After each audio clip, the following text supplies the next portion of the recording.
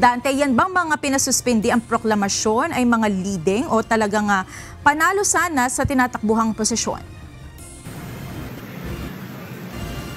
Magandang gabi, Monica. Alam mo, halo ito, no? Mayroon ditong nakikita natin na leading sila doon sa tali na nakuha nilang boto, at mayroon din na batay sa ating nakita ay kumbaga masabi nating talo sila doon sa bilangan ng mga boto kaugnay ng ginanap na halalan kahapon.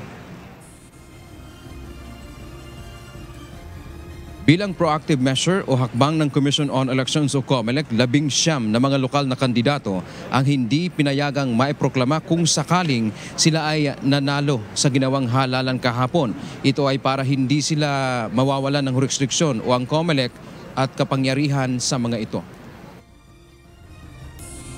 Mag-a-assume pa naman sila sa June 30, alas 12:01 Sa June 30, 12:01. And because of that, the COMELEC will still retain jurisdiction. Monica, kabilang sa pinasuspindi ang proklamasyon ay si Marcelino Teodoro na tumakbong kongresista ng 1st District ng Marikina. Si Teodoro ay nangunguna sa nakakuha ng boto kontra sa kanyang katunggali na si Senador Coco Pimentel. Pinasuspindi rin ng COMELEC ang proklamasyon ni Attorney Harold Respicio na nanguna naman sa Vice Mayoral race sa Reyna Mercedes sa Isabela. Tinuligsa naman ni Respicio ang suspension order ng komisyon. Panalo po ako sa boto pagka Vice Mayor dito sa bayan ng Reyna Mercedes dito sa Isabela, pero hinarang po ng COMELEC ang aking proklamasyon dahil daw po meron akong disqualification case dahil sa mga ibinalita ko ngayong eleksyon na ito. COMELEC, namili na po ang mga mamamayan ng Reyna Mercedes kung sino ang gusto nilang mamuno sa kanila. Huwag na po tayong mas magaling pa sa kanila at i-countermand natin ang kanilang democratic mandate. Hindi rin pinayagang iproklama kung mananalo si incumbent Mayor Fatima Sali sa bayan ng Sali Panglima sa Tawi-Tawi, incumbent Mayor Belshazzar Abubakar ng Panglima Estino Sulu at iba pa. Isang party list din, Monica, na Pilipinas Babangon Muli o PBBM party list ang suspindido ang proklamasyon. Ang mga suspension order ng komisyon ay bago pa ang halalan, kaya hindi partikular na tinitingnan dito kung sila man ay mananalo o matatalo sa eleksyon. Paliwanag ng COMELEC, mayroon kasi silang mga nakabinbing kaso sa komisyon. Iginagalang naman anya nila ang mandato ng sambayanan na pumili ng leader, pero mayroon din silang trabaho na dapat gampanan.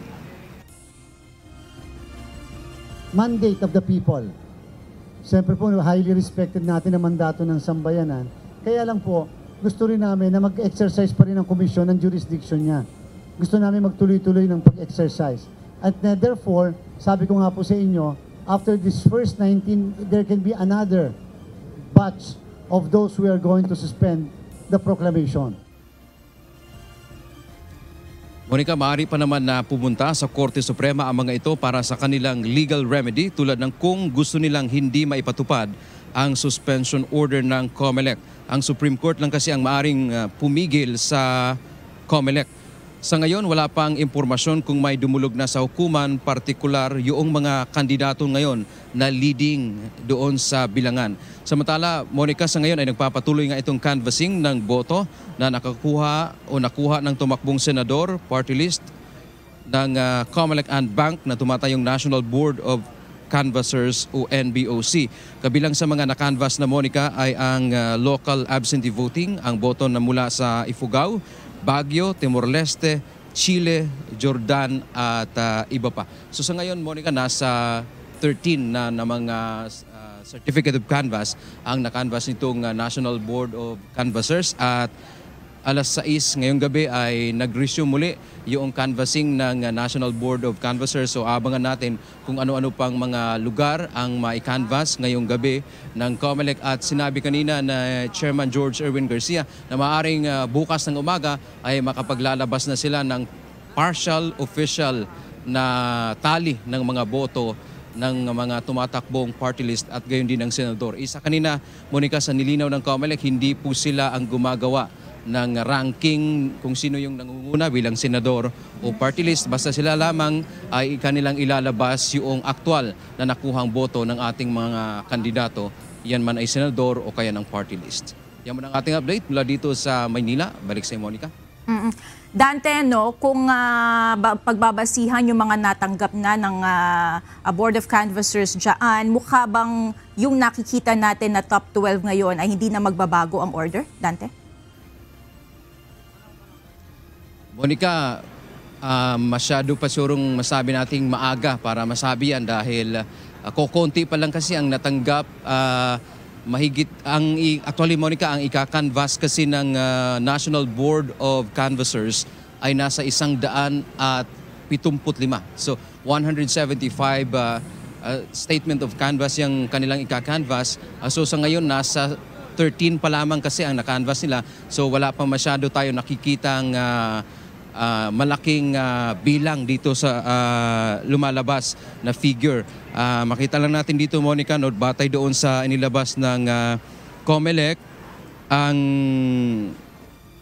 dito ang na-canvass na ay local absentee voting kung saan nasa 52,000 lamang yung bumoto, 52% ang voter turnout ng LAB. Dito naman sa Timor-Leste, nasa 554 lamang yung botante roon at ang bumoto ay 277. So 50% lamang ang voter turnout dyan.